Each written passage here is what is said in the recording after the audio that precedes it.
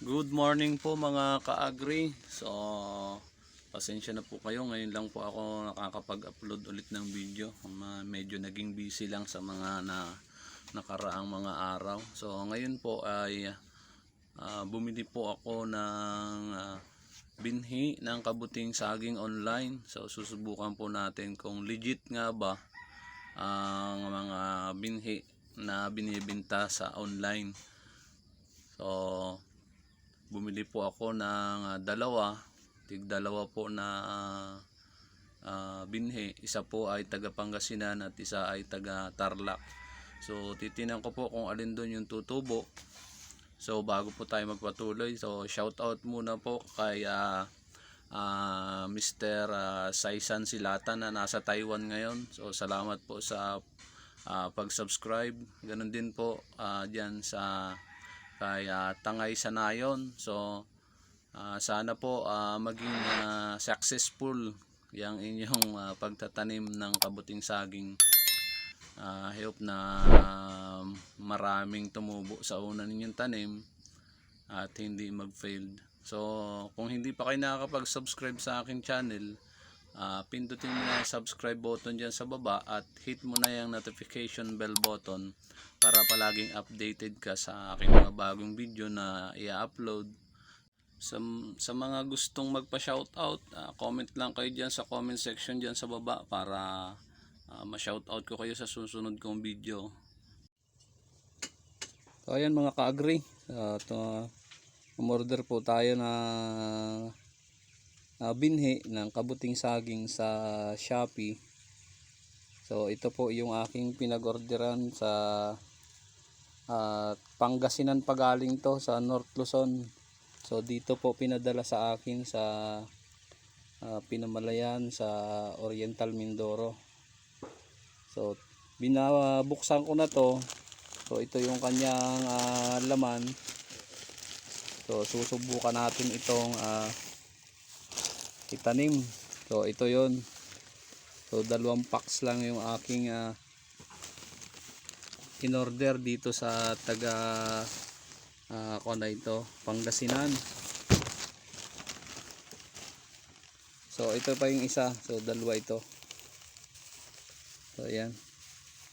So ito ay yari sa kusot. So meron pa ditong isa. So iba naman ang aking pinag-orderan. So ito naman yung isa. So ito ay na yun, naputol ko agad. Ayan, ito naman ay sa Tarlac naman galing. So ito yan, Tarlac, North Luzon. So ngayon pinadala October 30 ako nag-order. So naibiyahin ng October 31. So yan yung aking address. Relocation Sitio Paraiso, Zone 1, Pinamalayan, Oriental Mindoro. So ito yung kanyang laman. So ito yung unang 2. So ito yung isa. So magkaiba ang kulay nila. Mas matingkad ang kulay nitong isa. Ayan o. Ayan. So bali 4 na packs yung aking in order kasi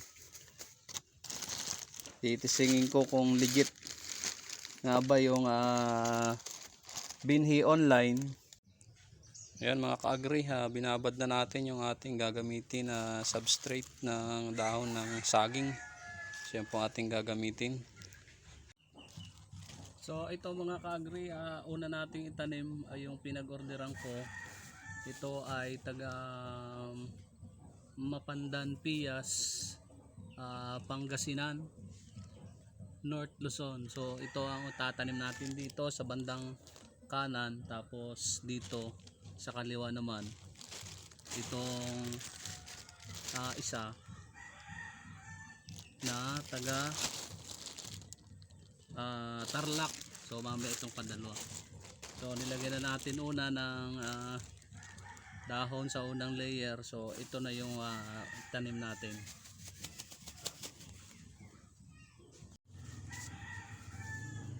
So ganun din pagtatanim natin, lagay din natin sa magkabilang gilid.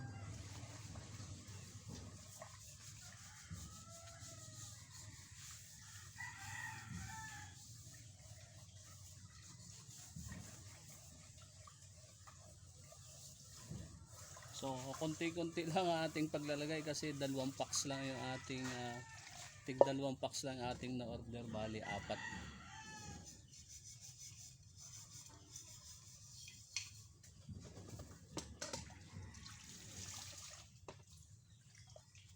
So ayan, pagkalagay natin nung binhi, so lagyan natin itong ipil-ipil.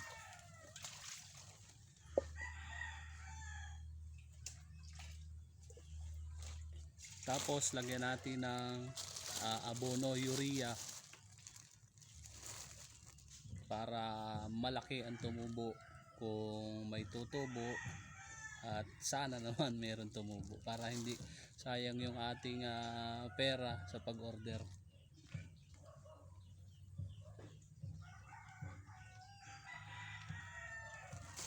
Katapos nung patungan ulit natin, ganun lang ang proseso, paulit-ulit. So ayan po lang yung ating inabot na 2 packs. Pero nasa ako naman po yan 3 layer. So 2 lang packs yung ating binili dun sa isa. So itatanim naman natin sa kabila yung isa. Ito ay isa po natin ay taga ayan, Tarlac. Yung isa ay taga Pangasinan. Sa tanim natin dito sa katabi.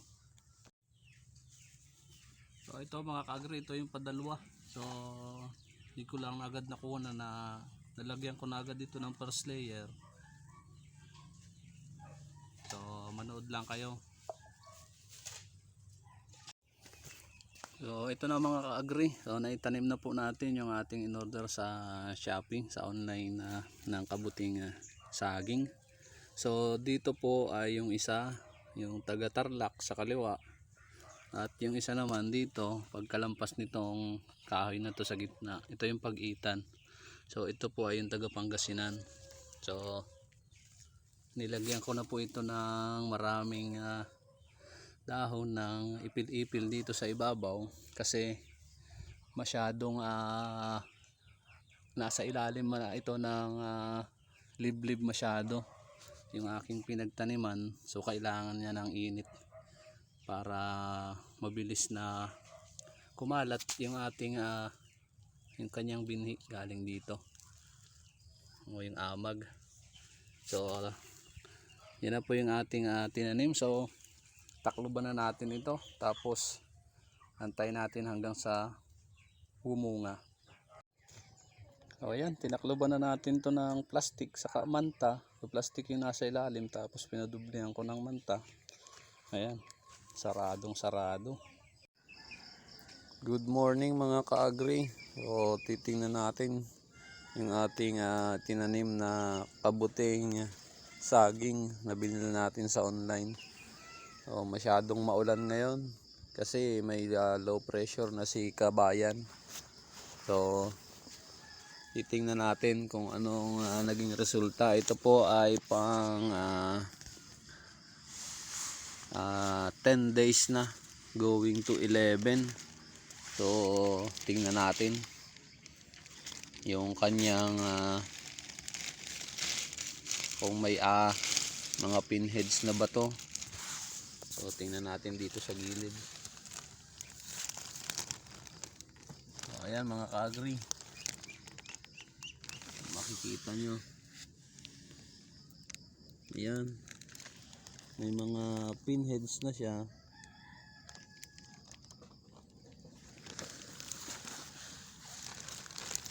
Ito sa gilid So legit yung taga Pangasinan. So tingnan natin yung taga Tarlac kung ano yung naging resulta. Ito yung nasa kabilang dulo ng ating tanim sa kanan. So kahit sa kahoy meron tumubo. Ayan, makikita nyo mga ka-agri. Ayan, ang kapal ng bunga. So sa isang araw harbisin na natin yan.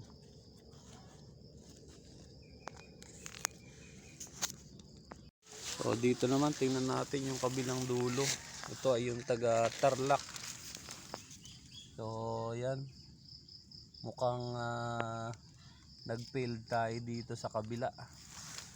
So walang tubo na kahit anong, na kahit man lang mga amag. So meron namang isa yan, yan, isang piraso. Yan lang ang tumubo dun sa isa. O yan, merong anay na pumasok. So ayan, isa lang, bali dalawa. So ayan, makita nyo. So shout out dyan sa binilang ko ng binhi na taga Tarlac. Napakaganda ng binhi mo, walang tumubo. So ayan, tingnan natin dito sa kabilang gilid. Ayan, taas na natin to, plastic. So ito, meron siyang tumubo dito sa taga Tarlac na talagang konti lang talaga yung tumubo sa kanyang binhi. Ayan o. Pero meron din pala dito sa gilid. Ayan, sa baba siya tumubo mga ka-agri.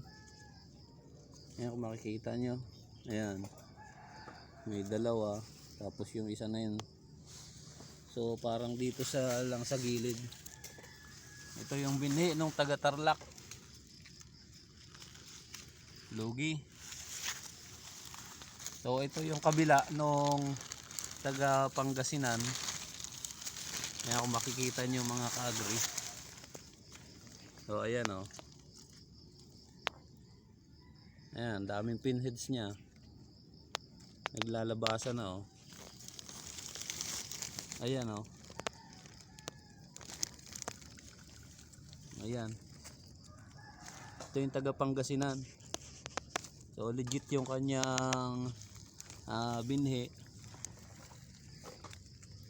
So antay na lang natin to mga ka-agri.